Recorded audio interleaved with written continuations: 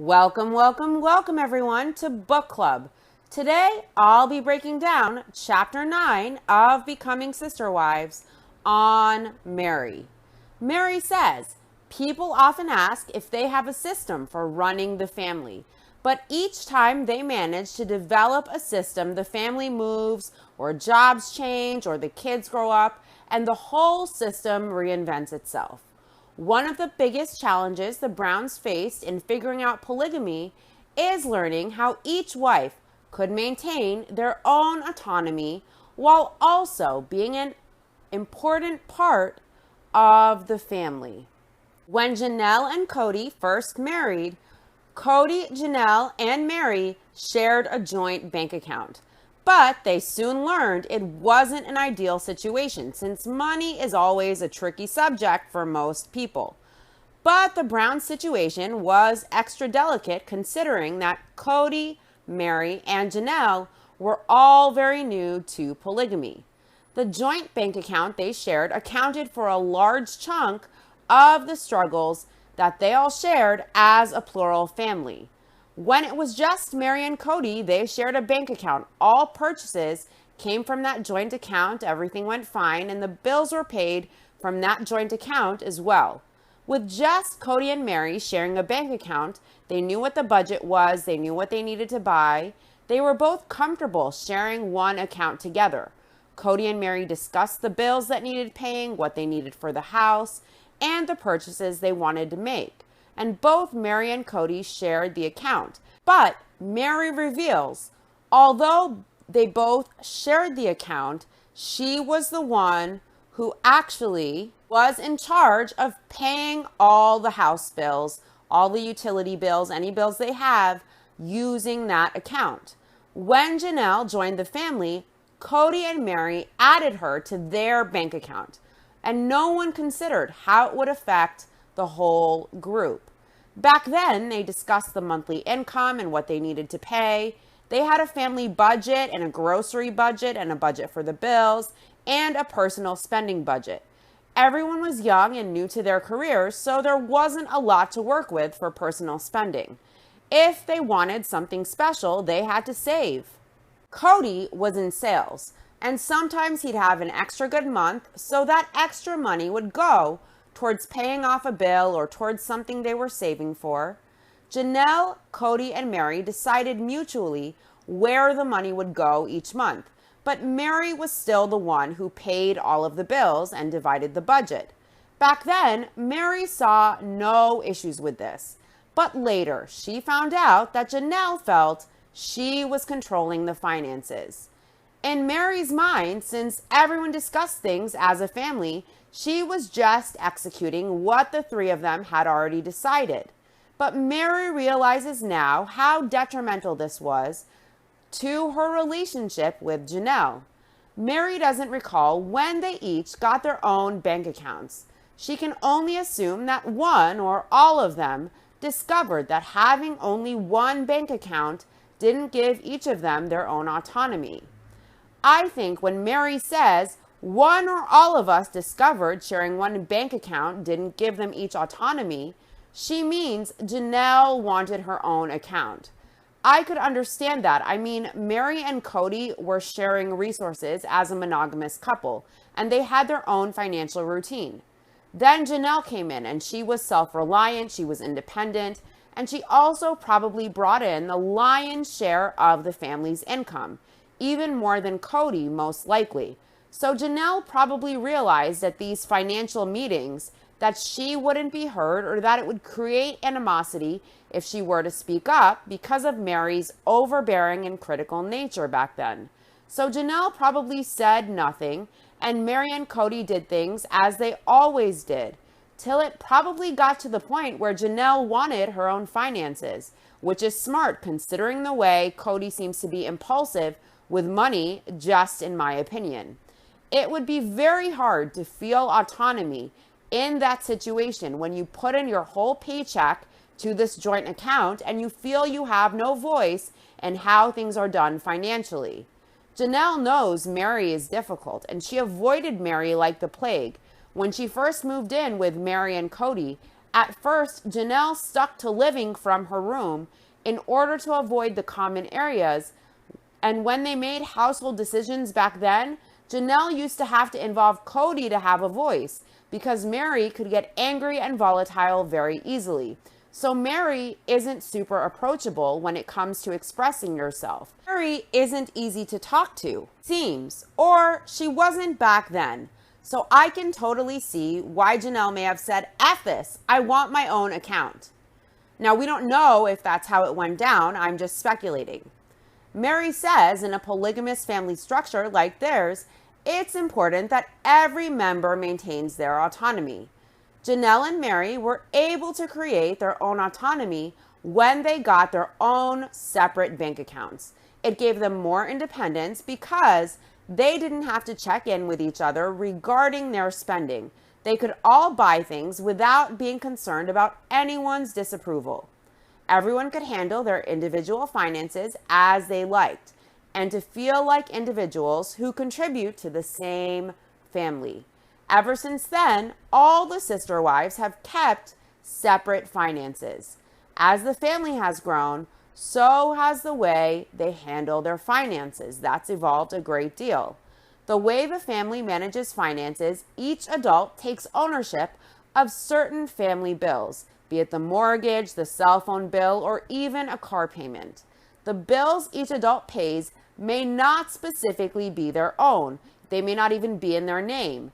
The family divides all the bills based on each person's income level.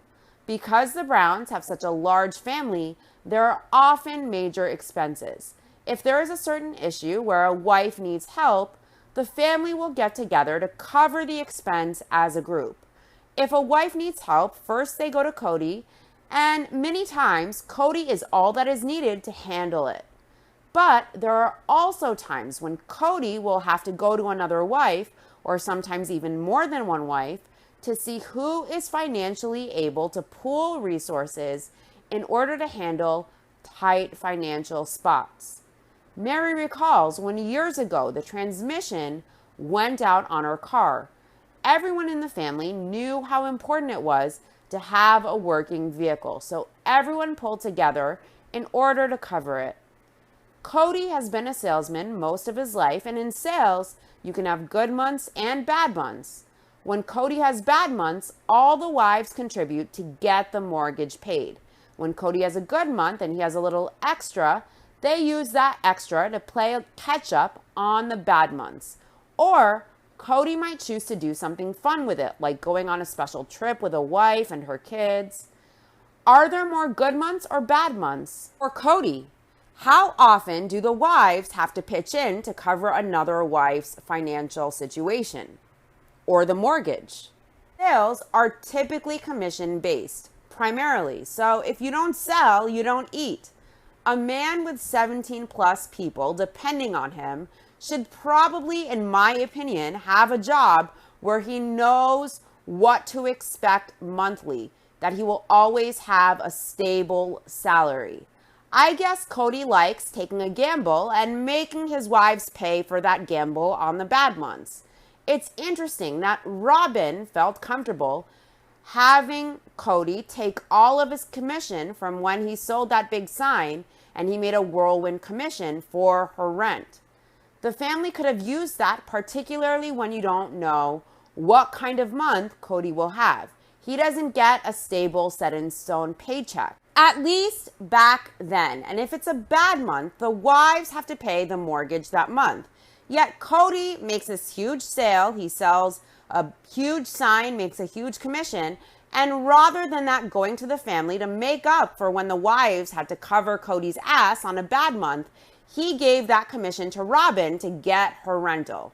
If Cody can't afford all his wives without asking his other wives to pitch in at times and pool resources for another wife's tough financial bind, he shouldn't be living polygamy.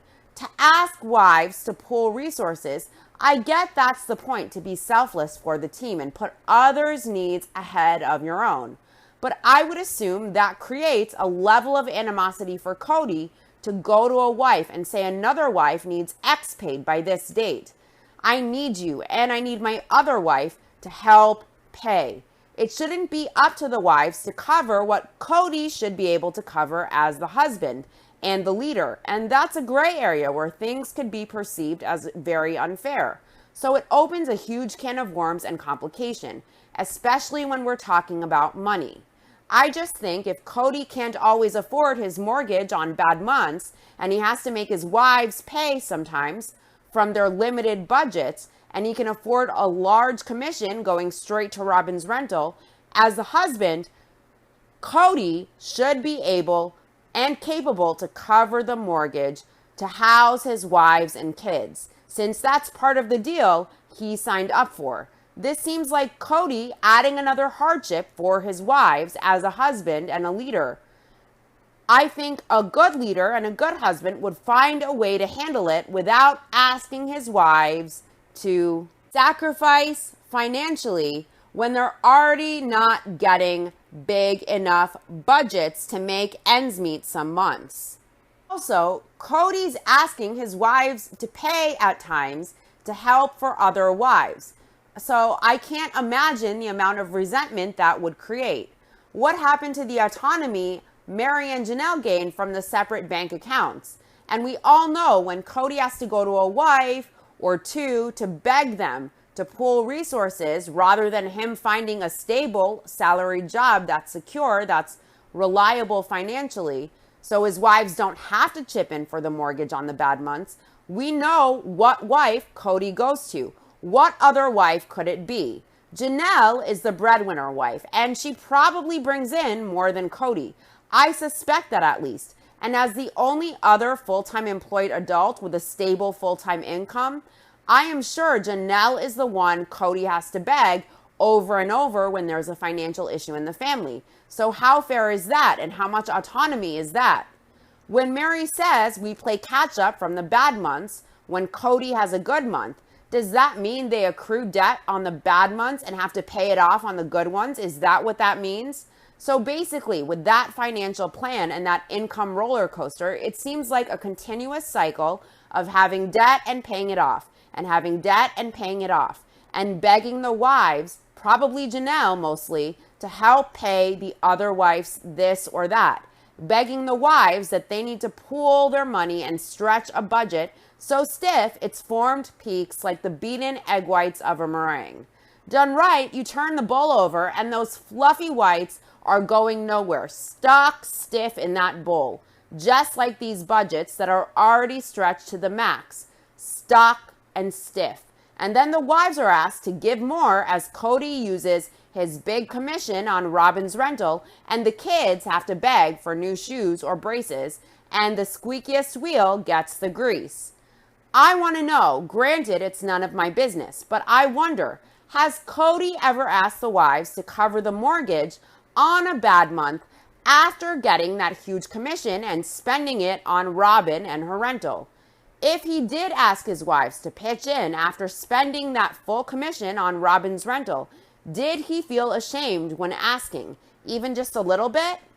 Mary says their first commitment was to the family, but as the kids have gotten older and every wife has moved into their separate homes, the wives have begun to live more independently from each other. Each wife looks after their own home and their own kids, and they do things their own way. Now, but it wasn't always so. When the oldest kids were young and Janelle worked full-time and Christine worked part-time, Mary was the stay-at-home mom. Mary writes, "In a lot of areas, I'm a lot more particular about certain things than my sister wives are. I tend to like a little more order and quiet, and I have clear ideas about when and how to discipline the kids. I really struggle when I see the kids being disrespectful to their parents. It has always been very important to me that our children grow up with a strong sense of respect for both people and things. When the kids were young, I tried very hard to instill this in them. I wanted them to respect one another by playing nicely together and getting along. I wanted them to respect their parents by being obedient and not talking back when asked to do something. When I see one of our children do this, it sure gets my Irish up. I also think it's necessary for children to respect things. This could be each other's toys, their private space, and yes, this could also be furniture. I'm the type of mom who doesn't allow jumping on furniture. I know I've not always been looked too highly upon by some of my sister wives because this makes me seem too strict. But my furniture has definitely outlived some of theirs. I remember a time years ago when Cody was sort of getting after me because he didn't want the kids to feel like they were walking into a museum when they came to my house. I think, however, that he has mellowed somewhat about that opinion, as he has seen my household furniture last longer than that of my sister wives. Over the years, I have also learned to relax when it comes to the way the kids act in my home. While I still expect them to treat me and my space with respect and not act like wild animals running through the house, I have become more patient when they do. My first thought is, I understand wanting kids to be respectful, but expecting kids to blindly obey and disciplining them for the slightest thing to train them into submission so they learn respect, in my opinion, that doesn't teach kids to be respectful. That teaches kids to be resentful. In my opinion, if you want a child to respect you, constant discipline with an emphasis on obedience and respect doesn't create respect for the child to the parent. You need to build a relationship with your child and build a bond that allows them to feel and grow respect for you as a parent. Sometimes there does need to be discipline to a degree, but in my view, if you treat the child as if you trust them and they have some autonomy as a separate human being, and you do things calmly rather than resorting to discipline and being intense each time a kid shows disrespect, the child will naturally respect you from their heart. Otherwise, with just straight spazzing out and heavy discipline and the idea of I'm the authority, you are beneath me, respect me, you're a kid, I'm the adult, end of story. When you do that and you don't build a relationship where respect is cultivated and the child feels respected and valued as well, then the child will behave as you want just to keep you at bay, not because they actually respect you or understand what respect is. The child will resent you and they will grow up and loathe you. Also, kids need to be kids. Kids are learning and interacting with their environment. They are energetic. They are curious. So too much order and discipline interrupts that process, and that can also inhibit a child as well. Children are learning who they are independently, so occasionally they will talk back. It's normal. You can't just beat it out of them or discipline them. If that's the situation, the kid might act like a robot to please you and to keep you at bay, but there is no actual respect there, and they will grow up and not want a relationship with the adult. It becomes unsafe for the child, and walking on eggshells will be the order of the day, and they will feel suffocated. It's not a loving, nurturing environment where you instill that bond so that they develop respect. You can't instill respect with just discipline and rigidity. Then it's not respect. It's just the kid behaving as you like to avoid your wrath, but they don't actually feel and understand respect. Kids need autonomy to a degree that is appropriate to their age, and they need to feel respected and valued by the adults. If the adults cultivate a loving, trusting, safe environment with parameters and reasonable punishments, children will learn respect. Otherwise, they will just learn how to act in front of you to avoid your wrath, and they will resent you big time as an adult without really understanding what respect means. Being strict and authoritative and using discipline doesn't teach respect, in my opinion, just from my experience. You have to show the child respect as well and teach them what respect means. Straight up discipline alone doesn't teach that, in my opinion, just from my experience growing up. Mary mentions she doesn't like jumping on her furniture, and some of her sister wives think she is too strict, but her furniture outlasts theirs. We know that Mary had white furniture and she liked her privacy, so she made everyone walk through the outside and up and down stairs to access Christine's basement unit in the big house. Because otherwise, to access Christine's space from the inside, they would have to walk through Mary's unit. My question is, does it really matter that her couches outlived her sister wives in comparison to the resentment and conflict that created within the family dynamic and with Mary and the kids? Mary seems to not only have been heavy-handed and overbearing with Janelle and her sister wives, but also with the kids. It's fine if she wants to be difficult and controlling with the adults. That's their choice to accept. But again, kids can't choose. And that type of personality trait can be very damaging to a child. And it makes a child feel that they have to walk on eggshells. And it's not a good feeling to a child. It can be very detrimental. It can create stress and anxiety and trauma. And we also know that Christine and Mary got into a big fight over Mary being too heavy-handed in disciplining Christine's kids. It caused a huge rift in the relationship between Mary and Christine. I think Mary has to have everything exactly her way. She seems very anal and controlling, and if it's not her way, she wants to control it and make it her way, even with the kids, and that can be incredibly toxic. Look how Mary made Janelle feel. Janelle had to live in her room and avoid common areas to avoid Mary's wrath when she and Cody first married. Janelle had to later go to Cody to talk to Mary when they made household decisions to have her voice heard, because Mary would blow a gasket if Janelle said anything other than what Mary wanted. We know from the show and the book that Janelle was berated, deemed lazy, and when she would try and pitch in with the cooking or cleanup at family gatherings, and it wasn't Janelle's wheelhouse and she would try, she got criticized a time too many.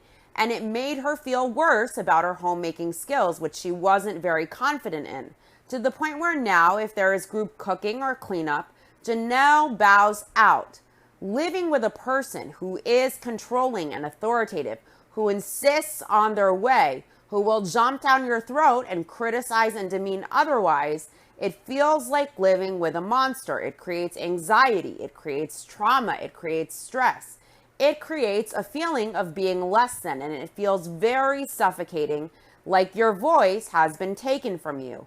It removes a sense of autonomy, and it's not a good feeling to have. It creates toxicity, especially in an environment where you can't be real and know that you will be heard or understood when you communicate. That's a ton of tension and negativity. So then add Mary's emphasis on order and discipline with the kids and her possibly taking the resentment she feels with a sister wife out on their kids, and that's a trauma tornado. No, in one episode of Sister Wives in a later season, in the episode where Cody and Mary go to counseling with Nancy, and Cody told Mary she deceived him from the start, he also said Mary had to fix her relationships with the older kids, but he didn't expand on it. And I'm assuming those older kids have a lot of resentment towards Mary because of her behavior as they were growing up. I don't think Mary intends to be a monster. Now, this is just my opinion, but I think what happened with Mary is she lived a very sheltered life and she was very naive. She had no clue about life or the outside world or who she really was as a person. And she fell in love with Cody at 18, or I believe it was 19. And then she and Cody married, both having no clue about who they are or life or anything. And they were happy together monogamously. Mary felt she mattered, maybe for the first time in her life. She had love. She felt good about herself. And they were happy together monogamously, Cody and Mary. And then Cody married Janelle, and then he married Christine. And Cody was what made Mary feel good and worth it. And I don't think she had a very defined sense of self. And Cody had to give attention to these other wives. So Mary got less and less. And I don't think she knew exactly who she was outside of Cody. Then she grew bitter and resentful, and she figured the only way to feel she mattered was to take control, and she took comfort in having things her way. And it became her sense of self, or a false sense of self. That's how Mary was able to feel she still mattered, and how she was able to cope with the situation, and it spun and spun. And Mary probably was sad and angry underneath, missing what she had initially with Cody in those first 3 years. The control was probably her way of getting attention and feeling like she would always have a place, and like she would always matter, and like she had power. The wives were afraid of upsetting Mary, and Cody was used as a broker to talk to Mary. He had to negotiate with her so that his other wives could be heard. And so she was getting attention, and all of this negativity snowballed into more negativity, and that dynamic continued. And Mary feels she has to be very assertive in order to keep what little is hers. Otherwise, she probably feels people will just walk all over her. I could be wrong, but these are just my thoughts. I feel for Mary. I think she bit off way more than she can chew, but just because she suffers, it's also no excuse to take it out on the kids. They cannot choose what they deserve. And I also don't agree with how she treated her sister wives either, but I can get how it happened in some way. Also, adults can choose what to accept and what not to accept. They can set boundaries, but the kids can't. So Mary should have gone and gotten help. She wants to counsel kids, and I think deep down, Mary really has a very soft heart, but she doesn't feel she can be that person, or she will be walked all over. But first, she should have helped herself. Mary had issues with everyone. Cody, Janelle, Christine, the kids even. If there is always a problem with every single relationship you have, at some point you have to look at yourself and say, maybe I'm the problem. Maybe I need help. I know Mary goes to counseling and she is trying now, but when you do that much damage, it's very hard to rebuild and to regain trust and to rebuild those relationships. When Mary did most of the daycare in the family, she was comfortable disciplining all the kids. It was easier when the kids were small. When the Browns lived in Wyoming and Janelle worked full-time and Christine worked part-time, everyone adjusted their schedule so a mom would always be home. And that was a very good time for the family, and they discovered it was best if each wife had a separate home, so each wife had their own autonomy and freedom, and each wife could also raise their kids as they wished. All the wives had the same expectations for the kids in the family, but they each had their own way of handling their home life, and having separate homes meant each mom could interact with their children freely without another mom questioning the way things were handled. There was an unwritten rule that whatever mom was home with the kids, that mom could use their judgment to discipline the kids, doing whatever was appropriate in their view for the situation. There were occasional disagreements about this. In one instance, Mary was at work and Leo needed to be disciplined. Christine handled it how she saw fit. Mary was fine with Christine addressing the problem, but she took issue with the way Leo was disciplined. Mary felt the way Christine disciplined Leo was far too extreme, and Mary and Christine discussed the issue. Christine disagreed with Mary's opinion, but she respected Mary's feelings. When Christine mentioned the fight she had with Mary that fractured their relationship because Mary was too heavy-handed with disciplining Christine's kids, and Christine felt it was directed specifically at her and her kids, I wonder if Mary possibly held resentment from this time when she felt Christine didn't use the right punishment with Leo. And I wonder if that affected Mary's behavior with Christine's kids in some way. This could be another layer of toxicity inherent in the lifestyle, that the relational dynamics between the adults in the system trickle down to how the kids are treated. I've been focusing a lot on the dynamics between the sister wives or Cody and the sister wives or Cody and his kids. But I want to consider more how the dynamics between the wives trickle down to affect the treatment of the kids in a polygamous family as well. When the kids were younger, Mary would choose a punishment that fit the situation. Mary gives examples like if a child hit another child with a toy, they could then no longer play with that toy. If a child didn't clean their room, they could not play outside with the other kids until their room was clean. Mary says she would never discipline the kids if she did not think they could understand how to correct their behavior. As the kids have gotten older, Mary has taken a back seat in affairs that don't concern her own child directly. Mary realizes that she and her sister wives have differing opinions on what constitutes a punishable offense and what doesn't. She realizes the other moms need their space and freedom to do things their own way.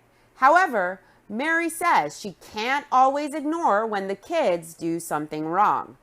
Mary recalls an incident in the summer when she felt she had to step in to correct a situation that went on too long and needed to change. There were issues blending families with Robin, and several of Christine's and Janelle's kids weren't accepting of Robin's kids as siblings or of Robin as a parent. Some of the teenaged boys were picking on Robin's younger girls. Mary knew it could be perceived as a typical brother-sister relationship where the brothers pick on their sisters, but Mary says since the girls were bothered, it had to stop, and she felt nothing was being done to address it or change things, so Mary stepped in. Mary writes, "On a camping trip, things became too aggressive for me to brush aside any longer. A few of the boys were picking on one of the little girls and making her cry. I had enough of it. I got after the kids, telling them they'd better shape up and start treating one another with more respect. I told them that Robin's kids are their siblings, whether they like it or not, and they better start treating them like it. As I was speaking, I noticed that Janelle and Christine just stood there, and they didn't say anything to back me up. I felt betrayed by their lack of support. I feel strongly that the adults in the family must show a united front to the children, so they know we are all in this together and will support one another's decisions. I think it is very detrimental to let children think they can play one parent against another. But not all the wives feel this way. In fact, later on, Christine told me she thought I was completely out of line for speaking my mind at the moment. It's never okay for kids to pick on each other, but in this situation, it wasn't Mary's child involved. And in my opinion, this was an issue for Christine and Janelle and Robin to handle together privately. Mary getting fed up and intervening on camera and in a group setting is a lot. I understand Mary's point that all the adults should be united, or it creates confusion for the child or weak points in the family where a child feels they can manipulate the situation. But in this case, it wasn't really Mary's place. It involved Janelle's kids and Christine's kids and Robin's kids. And also, this is not a normal situation for a child or with blending families. This is a polygamous family system, and there was a lot of change in the family dynamic when Robin entered the picture and when she entered the family with her kids. And Cody was less present with all of his other kids and with the moms. There is a lot of resentment and change underneath everything, and even the kids can see their dad's different behavior and investment level with Robin and her kids versus all of the other kids and moms. It's very complicated for the kids. It's very confusing. This is not just a simple bullying incident, and Mary was someone who already was avoided by the kids. There was resentment towards her because of how strict and overbearing and heavy-handed she was with the discipline. So when she stepped in, it just created more negativity for everyone, in my opinion. The way to handle this, to me, was for Christine, Janelle, and Robin to handle it. And if Mary was so bothered by it, she should privately have addressed this with the adults in the family that this pertained to, rather than interfering herself when it doesn't involve her kid. if the wives didn't agree with Mary's approach, it's hard for them to pretend to be united with her when it involves their kids. Ultimately, also, this will just make the kids resent Mary even more, and it's going to create even more resentment towards Robin and her kids as well. Mary says her parenting style involves addressing things immediately, so the child can understand exactly what they did wrong. So Mary jumped in and she talked to the kids about their behavior during the camping incident. Christine preferred to wait and talk to the kids involved individually, privately later on. Mary feels there are pros and cons to each parenting approach, but this was a time where they all had to remember to be patient and forgiving with each other, since they all shared the same goal of having a happy, orderly, and healthy family. Since the kids are mostly older now, a major topic of concern is dating.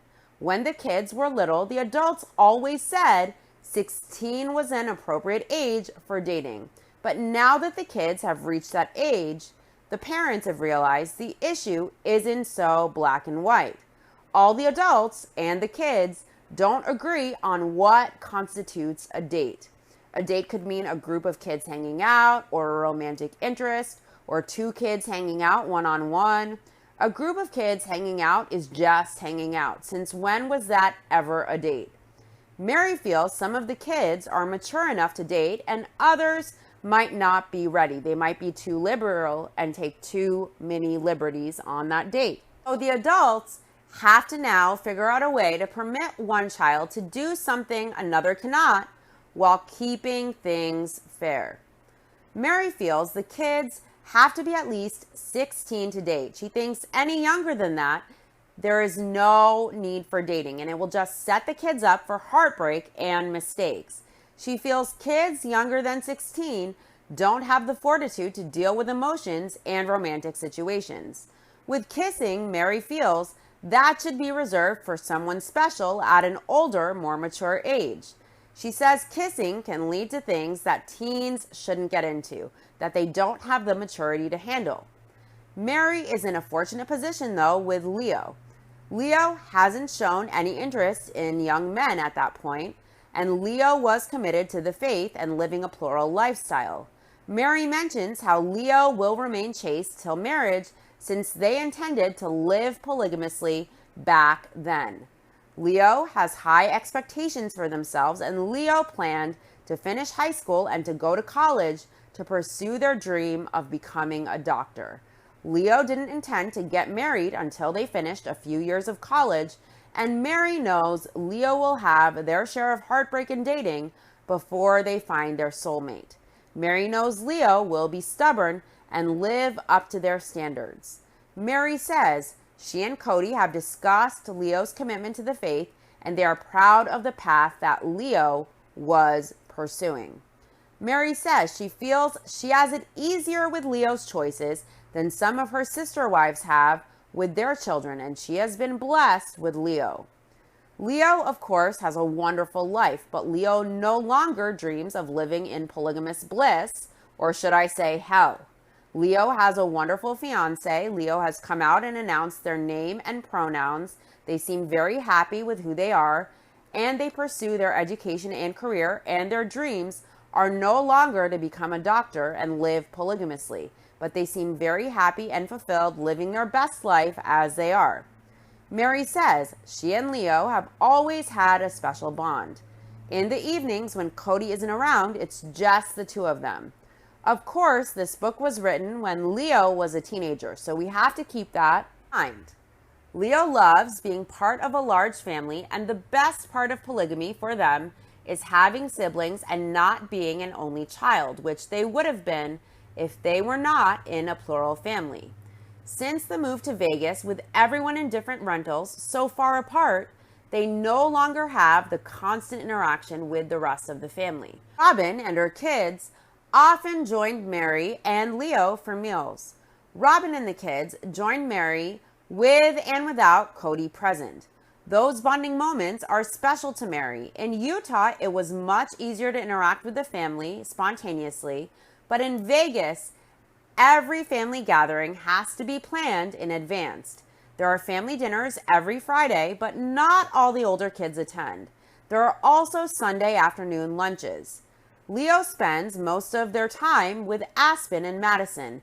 The three siblings were born within 3 or 4 months of each other, and they have always been close. In the summer, the older kids meet at Janelle's house because she has a pool.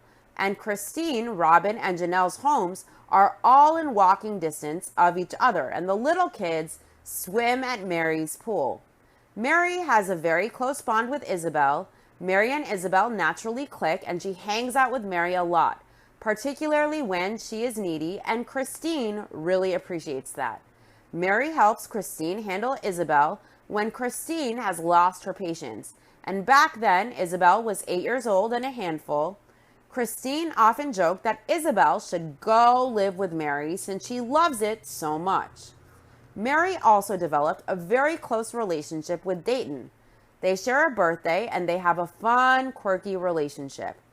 Cody has a birthday tradition with the kids where he will take just the birthday boy or girl with their mom out on a special birthday date.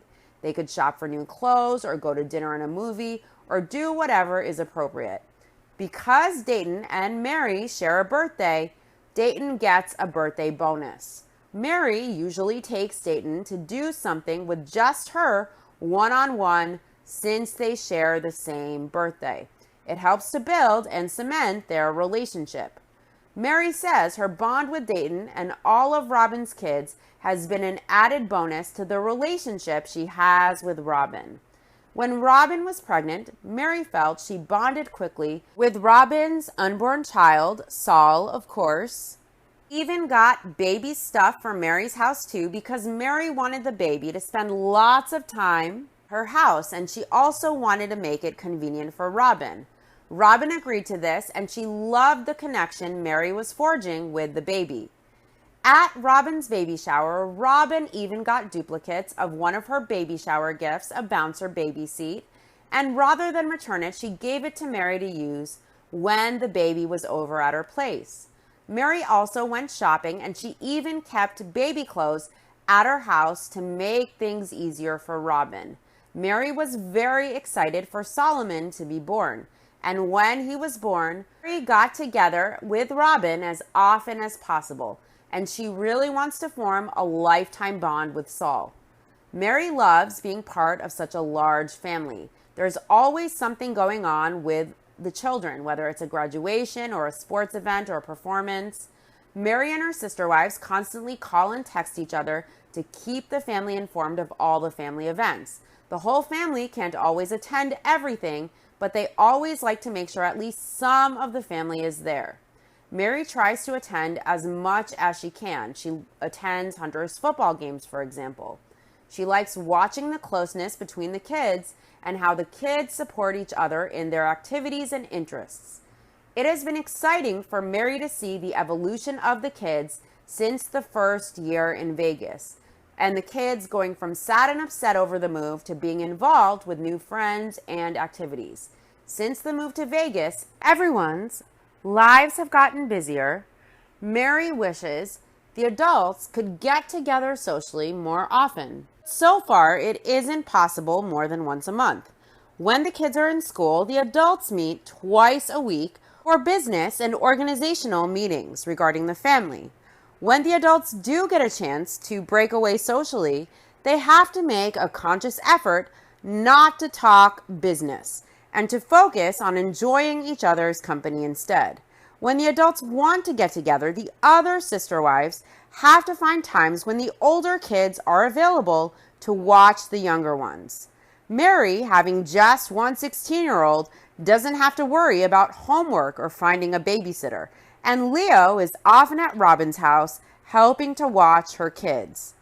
The wives try to go to lunch to reconnect whenever they can, since they now live separately in Vegas, and they're all very busy.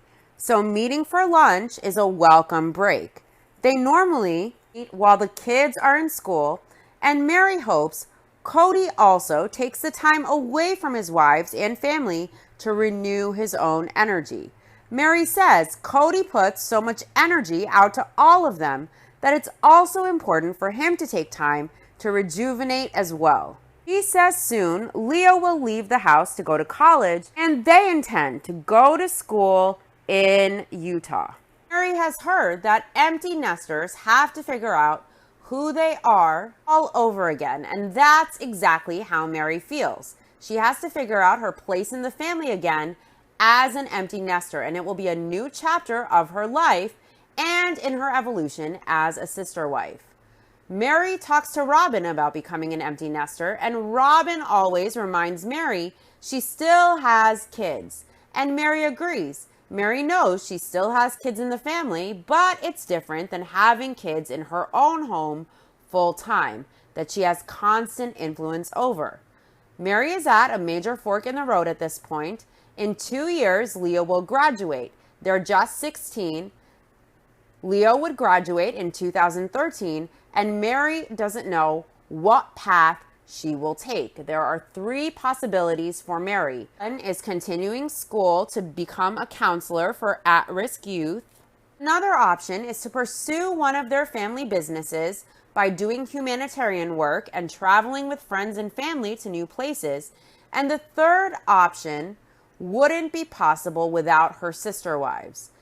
Over the last couple of years, Mary has experienced the true love that 2 sister wives can share. Robin has shown Mary this true love many times, especially after Saul was born. Knowing that Mary dreamed of having more kids and knowing her body prevented it, Robin pulled Mary aside. With the love and understanding that only a sister wife could have, Robin offered to carry a child for Mary and Cody.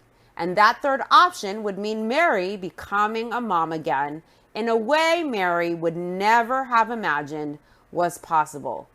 Mary thinks all 3 possibilities are amazing opportunities that would easily fulfill her. As Mary continues her life, she will love every moment she has with Leo until they move on to college and their adult life. Mary will do the best for herself and her family in the role she is in, and she will work towards the next chapter in her life. Mary looks towards the future with hope and anticipation, expecting life to bring her all the happiness and fulfillment she has had in the past and more. And Mary doesn't doubt that this new chapter of her life will be an amazing one. This is so bittersweet. We know Leo has a wonderful life. They are confident in who they are. They're engaged and educated and pursuing their goals and education. I'm not sure if Leo has graduated yet, but I believe by now she's graduated. And Mary has a very successful inn, and she is very successful peddling her Lula junk. But Mary also had the catfish incident, and she and Cody barely speak. They are still spiritually married, but Cody makes it clear he is not interested in a romantic relationship with Mary. Cody just barely tolerates Mary now as an acquaintance. They've all moved to Flagstaff. All the wives live separate lives in separate homes, and Christine has left Cody and moved back to Utah. We know the pandemic happened, and Cody has grown increasingly bitter and resentful of his lifestyle and of his wives and family, even resorting to calling his family an obstacle to his goals in life. We know Cody created his own set of COVID mandates stricter than the CDC guidelines. And other than Robin and her family, Mary, who lives alone, was the only other wife willing to abide by Cody's rules. And Cody used those rules as an excuse to behave like an asshole and to distance himself from his wives and kids with the justification that he fears COVID and he needs to protect his family. Cody used that as an excuse to justify no longer showing up and seeing his other wives and kids.